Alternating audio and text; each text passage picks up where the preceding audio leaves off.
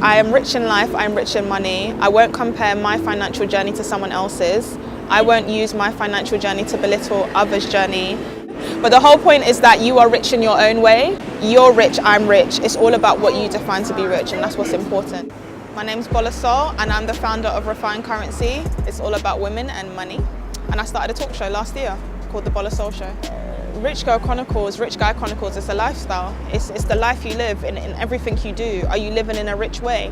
And if you're not, and that comes down to how you're eating, how you're living, how you're impacting the people around you. What are you doing? Are you doing for good or are you doing for yourself? Like what's key to you?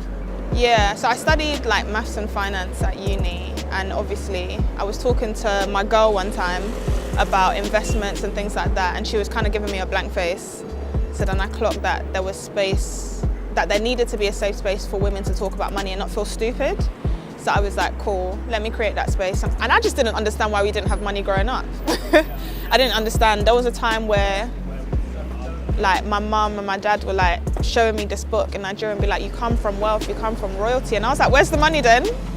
So like, I was like, how have we come here and we're lacking when we're kings and queens? I don't really understand it. So it was about getting back to that mentality of royalty. So being from Brixton, I think when it comes to money, it shaped my mentality different. There was a time where we were living in a 2-bedroom council flat, and there was over 6 of us living there. So it was tough, but it made me realise that as gentrification is coming to Brixton now and it's ripe, I can't forget where I came from, and I can't be like, bun this, I'm going to move to Chelsea, then I'm just going to forget about my area, because I have to question, where are the people from my area going to go? Can they afford to go somewhere else? And what happens when it becomes completely gentrified? Who's watching the community if I've just decided to go somewhere else and mind my business? I feel like coming from Brixton, it's my place to not mind my business and ensure that the community is somewhat looked after. I don't feel like more times they care about us, like society, so it's just like we have to care about each other. And ironically, that has nothing to do with race and everything to do with the demographic of where you're from.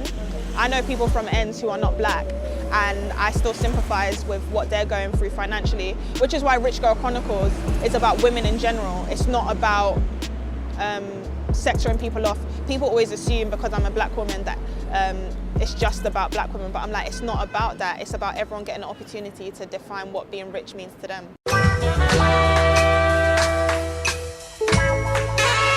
Black Jesus.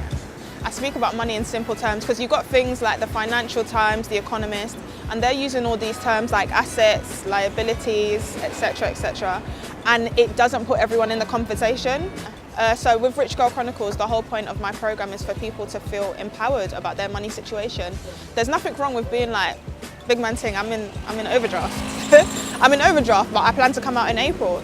And to see the next person and see that they're saying, I'm going to come out of my overdraft in January, and not to feel like you have to compare your financial story to theirs, because that's key. You can't look at what someone else is doing, because we all come from very different backgrounds. We all have different responsibilities. I'm the youngest of 6, but somebody might be the oldest of 6, and they might have to rep in a different way financially to me. So there's no point us looking at each other and like trying to be like, what are you doing, what are you doing? You have to respect each other's journey.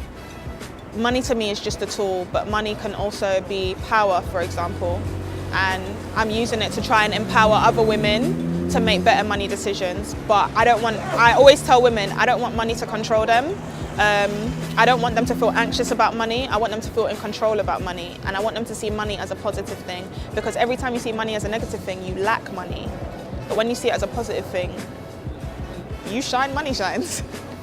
Being the youngest of 6 when it comes to money, it's definitely made me feel like I have enough examples to see how money works and to see how I want to make money work for me. And it's just taught me the importance of sharing what you have, paying it forward. It's so easy to get something to yourself, especially when you're in a family of 6. It's like having dinner with them. You got to eat quick, because before you know it, your plate's empty because you've turned around.